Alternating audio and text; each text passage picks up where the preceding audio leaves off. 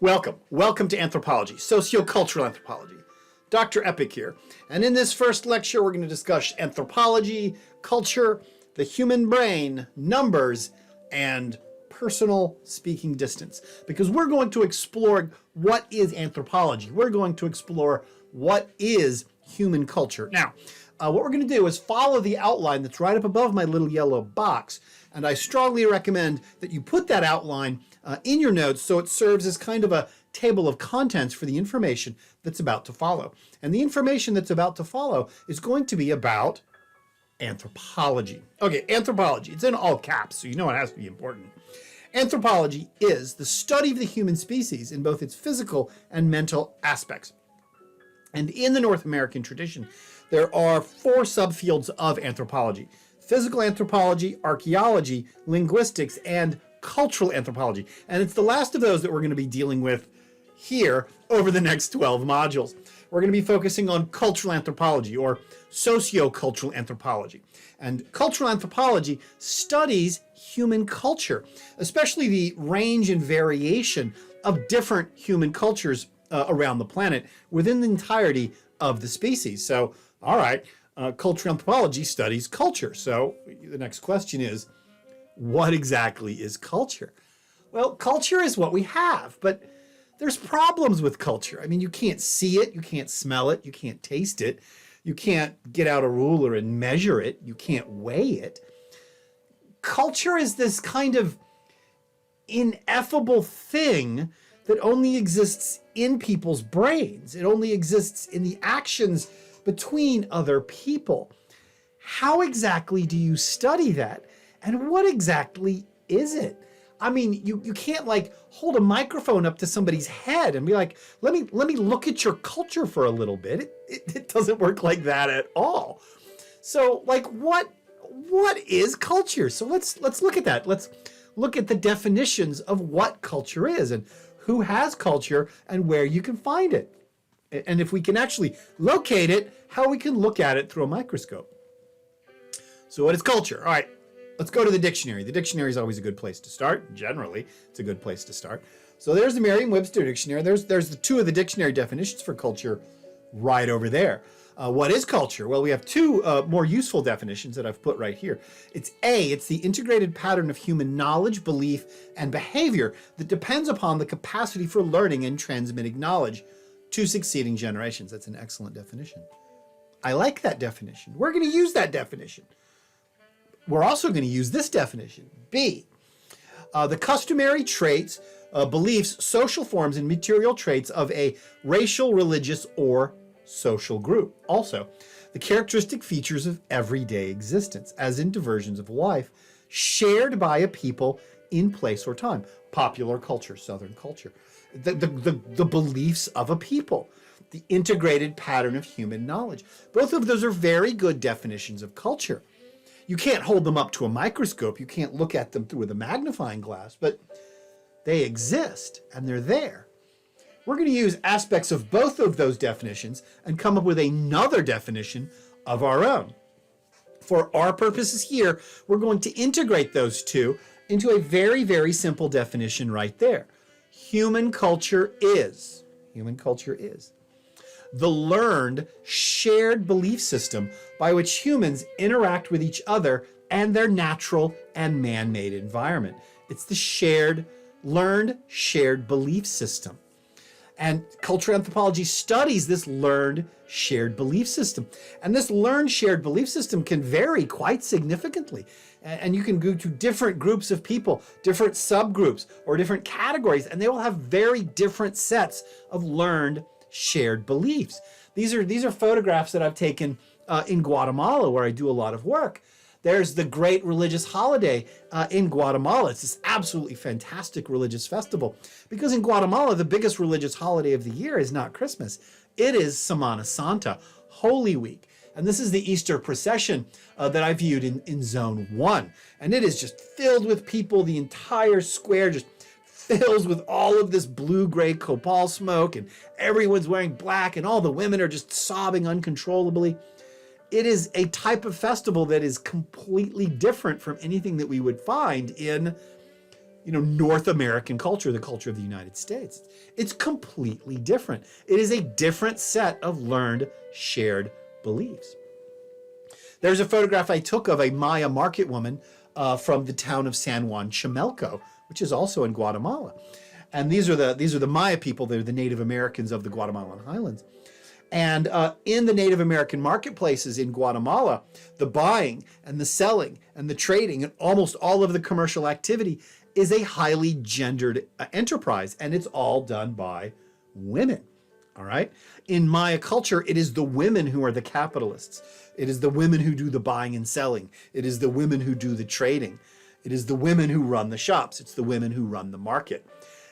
Not what we have in the United States, where commercialism and capitalism and buying and selling is highly competitive, highly masculine. It's men in suits, Wolf of Wall Street, men in suits in New York, fighting for scraps and dealing with giant sums of money. That's not how commercialism works in this Native American society. Very successful Native American society. I want to point that out.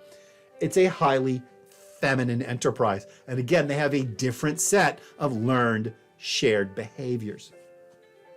In this course, we're going to take 3 case studies about learned, shared behaviors. And each of these 3 case studies looks at a very different culture, and it uses a very different method to look at each of these cultures. We're not going to have a single textbook of sociocultural anthropology. We're not going to deal with that. What we're going to deal with is the textbooks that look at 3 different sets of learned, shared belief systems. We're going to deal with Ruth Benedict's classic about Japanese culture, The Chrysanthemum and the Sword. And then we're going to move to South America and deal with a Native American society. There's Napoleon Shannon's classic, The Yanomamo. And after that, then we're going to move to the post-classic literary anthropology of Lilia Abu-Lughod and her work among the Bedouin women in the deserts of Western Egypt. Japan, Native American in Amazonia, and the Bedouin women of Western Egypt. 3 different sets of cultures, 3 different sets of learned, shared belief systems by which humans interact with each other and their man-made and natural environments. Now, culture is not a uniquely human aspect. Culture is not limited to humans. Culture can be found in the animal kingdom, and a lot of really good research has been done on mammalian social learning.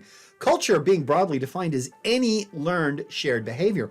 Such behavior is learned, it's not instinctual, and this is what differs culture from, say, insect societies. Insect societies, they have societies like wasps or ants, but all of that behavior is biochemically hardwired into the insects. It's an insect society, but they don't have any learned shared behavior. A bee doesn't go to bee school or anything. But among animals, and especially among higher order primates, you have animals will teach one another how to do things. That is learned shared behavior. Mother cats will teach their kittens how to hunt. Learned shared behavior. And if you've had large numbers of pets, you know exactly what I'm talking about. One pet will figure out how to open a door or open a cabinet and then proceed to teach it to all your other pets. We had dogs once, and one of the smarter dogs, figured out how to open the screen door by using its mouth and knocking the latch off.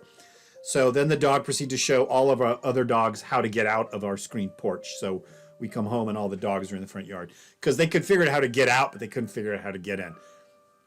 That is culture. That is learned shared behavior. Now that's just dogs and cats and kangaroos, and all of them have different aspects of learned shared behavior. But the animal species with the most complex non-human culture are our closest living relatives, the chimpanzees. Chimpanzees quite clearly have culture. They have sets of learned shared behaviors, with different groups of chimpanzees exhibiting different sets of behaviors and then teaching those behaviors to succeeding generations. And here you can see, here are 6 chimpanzee cultures that appear in different parts of the great continent of Africa. And you can see how each of these chimpanzee groups is exhibiting different standards of behavior. Some of the chimpanzees have figured out how to termite fish using reeds. Other groups of chimpanzees have figured out how to crack nuts open using rocks. Other groups of chimpanzees have figured out really effective ways of like hunting colobus monkeys, and some groups of chimpanzees figured out really effective way to make war on other groups of chimpanzees. Now, chimpanzees have very elaborate cultures. Chimpanzees are exceptionally intelligent animals, but they are nothing compared to human beings. Human culture is incredibly complex. Humans exist in these groups. Some people argue that humans are like pack animals or herd animals. None of this is actually true. Humans inhabit social networks, these webs of relationships and friendships that extend across populations. That we have these human social networks. And one of the things that binds these networks together is culture. Humans exist within population groups. They exist within social networks. And one of the things that binds those social networks together is common culture. So let's actually start with the very, very basics, like humans. That, if you're unfamiliar with them, that right there, that is a human. Now, there's a lot of humans. There's roughly 7.8 billion humans on the planet. So if you do encounter one in the wild, please remember to exercise tremendous caution. They are highly intelligent animals. They can be quite unpredictable. They can be quite dangerous. So please maintain a safe distance at all times. But one of the most remarkable things about the humans that also makes them incredibly dangerous is that humans know each other and communicate. And so if you see a human in the wild, one of the things is that there's other humans likely to be around, and they will coordinate themselves together. Now, some statistics about this strange animal that lives on planet Earth. They are roughly, on average, they are 165 centimeters tall. That's 5 foot 5 inches in American freedom units. On average, they tend to be about 80 kilograms. They tend to weigh about 80 kilograms, so 178 pounds. They become fully sexually mature by the age of 18. Their life expectancy is 69.8 years for males. For females, that's 74.2 years for females, because the female of the species is probably slightly more intelligent and doesn't do dumb stuff that get themselves killed. I picked this fellow right here, not just because he's a fit, good-looking guy, and also because it's a free stock image. But I picked this guy because of his skin tone, because that is the average human skin tone. If you take all the skin tones from across the world and average them together, humans are generally colored a sort of light olive brown coloration. That attractive fellow on the left has the average skin tone for humans. Of course, all human species have significant variation individually, geographically, historically. Humans originated from Africa. Mother Africa herself there on the left. And the very first sets of human bones, the earliest known humans are from Africa. Full anatomically modern humans emerge about 80 to 100,000 years ago from East Africa, and then proceed to spread out across the planet. And if you do encounter a human in the wild, you have to be very careful, because humans travel in groups. Humans inhabit these things called social networks. And there's going to be a lot of humans around, because the average size of a human social network is generally between 100 and 150 individuals. And that number, the average size of a human social network, is called Dunbar's number. And there's an example of Dunbar's number there on the left, the size of a human social network. But Dunbar's number is also internally hierarchical. It has an order within itself, that everyone is not the same inside of a human social network. That you have basically a tripartite division. You have about 15 close friends and family, you have about 35 friends, and then about 50 acquaintances.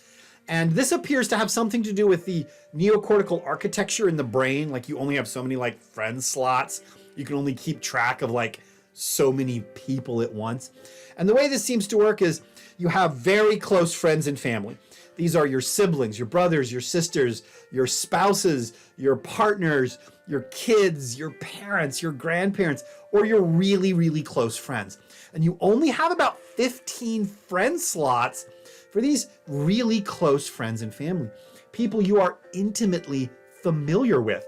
And then outside of that, you have another circle of friendship. You have about 35 of these individuals.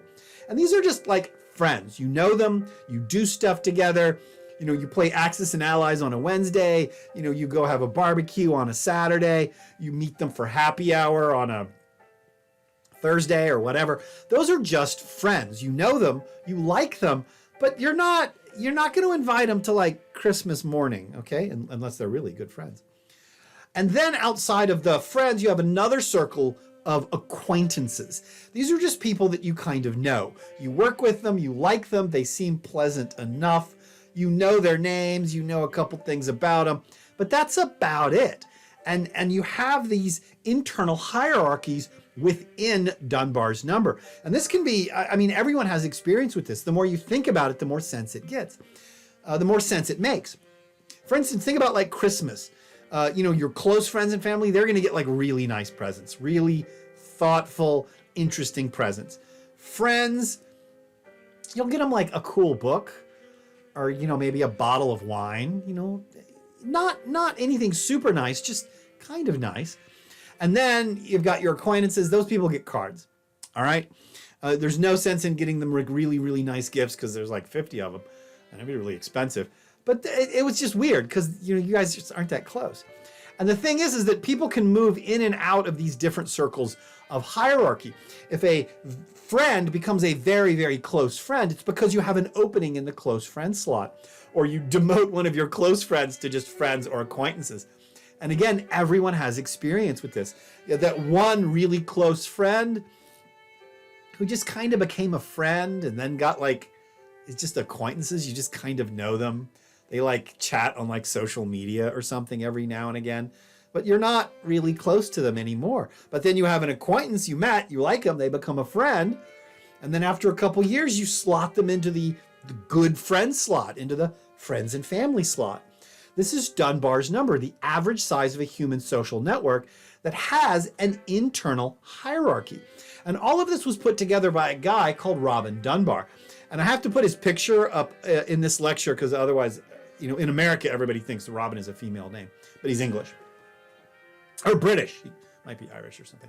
Anyway, he's British, and he basically came up with this idea through the study of different primates and through the study of different human cultures. And again, it probably has something to do about the size of the human brain, that our neocortex only has so much memory. And we only can remember so many people or the facts about so many people. And Robin Dunbar based this number off of cross-species comparison of different primate social groups. And then he just extended his study of primates to, you know, human cultures in general and arrived at the conclusion that with a statistical study of human populations, there is a finite size to the size of how many people you know. There is an average size of the human social network. And it holds true across many, many different cultures. In fact, it seems to be true of all known human cultures. The size of a Yanomamo village tends to be 40 and 70 individuals. And when it gets to be more than 100 or more than 150, people become strangers. People stop trusting one another, and the village breaks apart, usually with a great deal of violence and acrimony. The size of these projected Neolithic farming villages, in the 5000 BC, generally about 120 individuals. Everybody knew one another. They were all acquaintances. You had small groups of friends and family inside the Neolithic farming village. You know, the U.S. Army has tried many different ways to get groups of men and women to work together under stress in very stressful circumstances. And eventually they came to the conclusion, a really good size, the maximum size for effective cooperation is about 40 to 50 individuals, close friends and friends working together. And this is why you often hear like veterans talking about people that they served with as their brothers. They use kinship terms to refer to these people because they have become close friends. They're slotted in to that close friend slot in the neocortex. Average number of Facebook friends that get interacted with on a daily basis, 120 contacts. People might have like 300 or 500 friends on Facebook or 500 followers on like whatever social media they use, but they're generally only interacting with about 120 because that's all they have the memory to operate with in their brains. Now, in these social networks, inside these social networks, what holds these social networks together is culture. And these social networks engage in all manner of cooperative behavior at all levels. They raise and educate the young. They have common economic pursuits in obtaining food, shelter, and clothing. They bury their dead. They tell their stories. They decide on rules. They punish and reward those who adhere to those rules. They decide on leaders. They determine status. When they're too large, they split off into two different groups, into daughter settlements when Dunbar's number is succeeded. They intermarry into different groups depending on their customs, and we'll talk a lot about marriage later.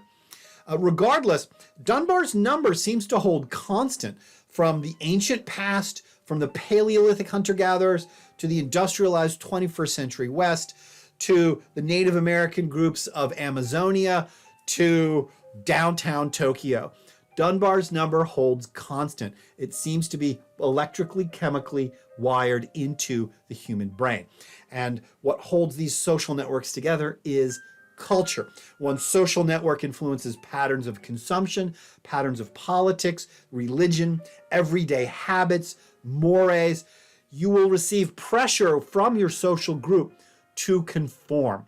If your social network is highly religious, you will be highly religious. If your social network votes one way or the other, you'll feel a lot of pressure to vote the way everyone else is. If your social network dresses very formally, you are going to dress very formally. I once stayed with a friend of mine. When I was a kid, I once stayed with a friend of mine. They were European. And around like 6 o'clock in the evening, my friend gets up, he washes up, he dresses up nicely, he puts on his dress shoes, he puts on a tie. And I'm like, are we going somewhere? He's like, no, I'm just getting dressed for dinner.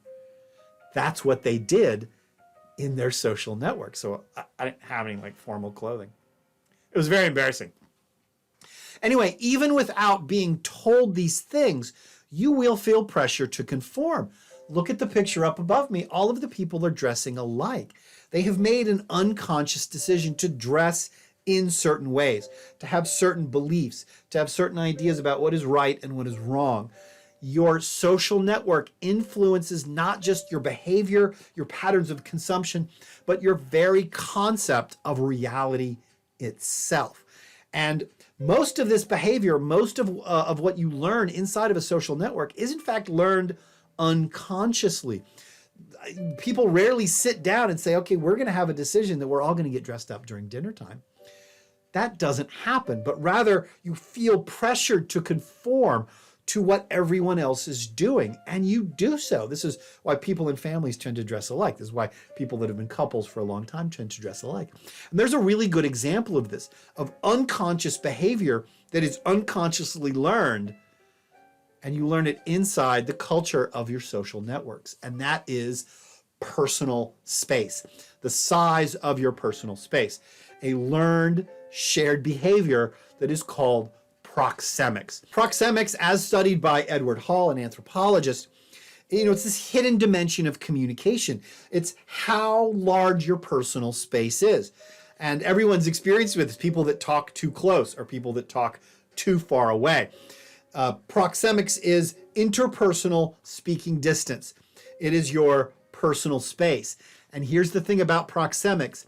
It tends to vary in different social groups and in different cultures. Some of the cultures with the largest proxemical distance are the Japanese. The Japanese tend to stand quite far apart when they're speaking, and they greet each other and then they bow. And the proxemical distance has to be the distance so you're not going to bump your head when you execute a proper Japanese bow. And then they'll have their conversation. In Europe, Northern Europeans tend to have really large proxemical distances. Scandinavians, Finns, Swedes, Germans, they tend to have a handshake fully extended. They tend to shake hands with their arms fully extended. And then that's the interpersonal speaking distance. And if you're an American and you find yourself in conversation with a German or somebody from Finland or somebody from Sweden, one of the things you'll discover quite quickly is they're standing too far away. It bothers you, standing too far away. One of the cultures with the shortest proxemical distance is the cultures of the Middle East. Arabic culture has a very, very small proxemical distance. You know, compare these Germans shaking hands with a pair of Saudis shaking hands right up above me. And the Saudis are shaking hands and leaning towards each other. They are almost touching noses. Edward Hall tells this story about proxemics, where an American visits Saudi Arabia, and he gets into conversation with this Arabic dude. And they start talking, but the Arabic dude doesn't want to be rude. He thinks the conversation is taking place too far away. So the Arabic dude leans close to the American. And to the American, this Arabic guy is leaning into his personal space. And the American wants to keep talking. He wants to continue the conversation. But now he's got this like Arab dude's face like right here. And he doesn't want to be rude. So the American takes like a step backwards. The Arabic guy, you know, because they're into the conversation, again, doesn't want to be rude because now the conversation is taking place too far away. So the Arabic guy takes a step forward and moves his face in to continue the conversation. And again, the American guy, not wanting to be rude, takes a step back. So Edward Hall talks about during a single party, he watched these two guys walk backwards around the entire party for about half an hour. The American taking a step back and then the Arabic guy taking a step forward. Until basically the American guy leaned back and crossed his arms, so built like a little wall. But anyway, what I want to stress about proxemics is nobody learns this stuff in elementary school. You don't go to Miss McIntosh's 4th grade class and she's like, okay, today we're going to learn about interpersonal speaking distance. We're going to have a class where we're going to learn to talk, where we're not going to bump our heads when we make proper bows. We're not going to have a class where we have conversations, the distances of 2 human arms. So you can shake with your arm fully extended and then that's when you're going to have the conversation. Nobody goes to classes like that. This is learned shared behavior. And it is learned unconsciously. And it doesn't just vary from culture to culture to culture. It also tends to vary in terms of intimacy and gender. And here's a really interesting article on proxemics. This is Hashika and Nelson, published 1972, about male versus female proxemics and degree of intimacy. And if you'll notice in the chart right up above me, the group of people with the shortest proxemical distance are 2 females who are very good friends or acquaintances. And on the average, they will basically only be about 11 inches apart. So 2 female friends who are very good friends will lean into each other's personal space and have their conversation. And one of the things you'll note here is that when social distance decreases between friends and acquaintances, the interpersonal distance shrinks, all right? Between a male and a female, if they are strangers, they'll be about 19.9 inches apart, but if they are good friends, 12.5. Between 2 females, the strangers will be about 17.9 inches apart, but when they're very good friends, they get right into each other's personal space. But one of the more interesting things that Hashika and Nelson discovered is this pattern is reversed when it is 2 men who are speaking to one another.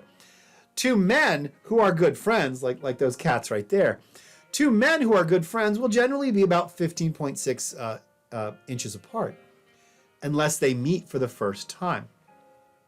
2 males who meet for the first time will actually close the proxemical distance. On average, they will only be 14.2 inches apart.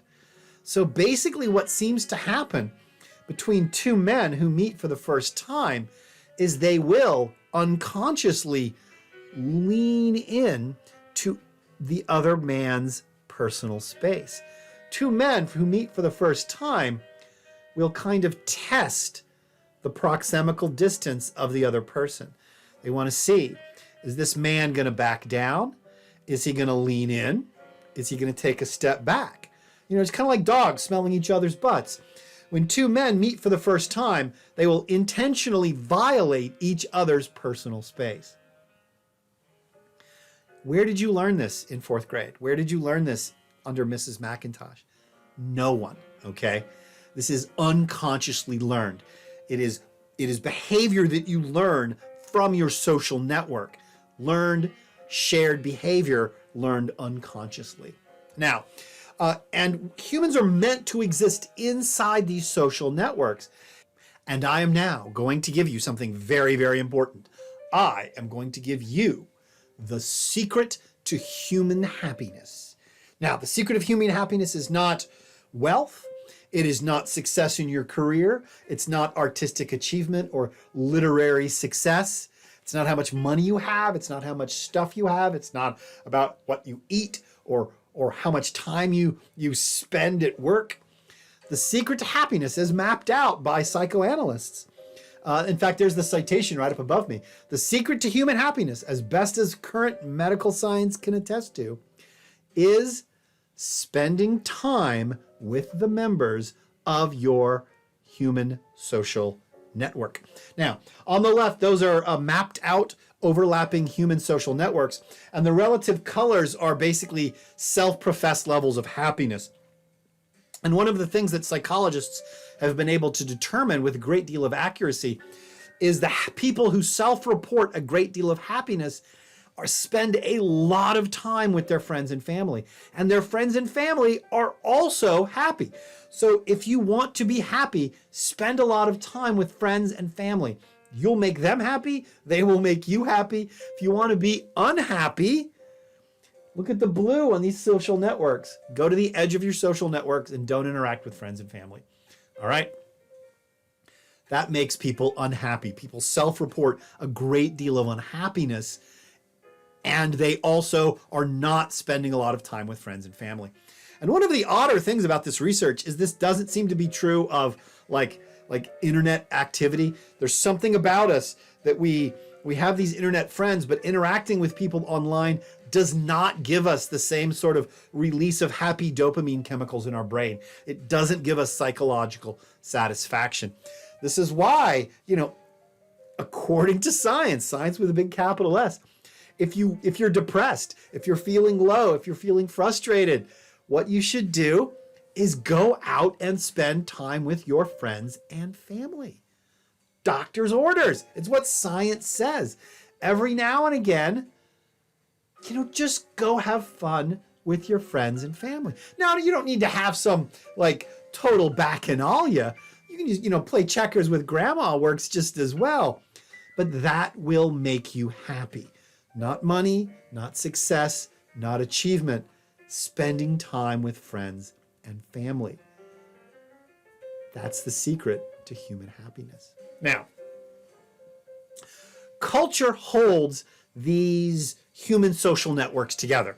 These groups are held together by a set of shared social practices and traditions, and these determine all this stuff. Subsistence, status, religion, politics. One social network influences patterns of consumption, politics, everyday habits, proxemics, and more.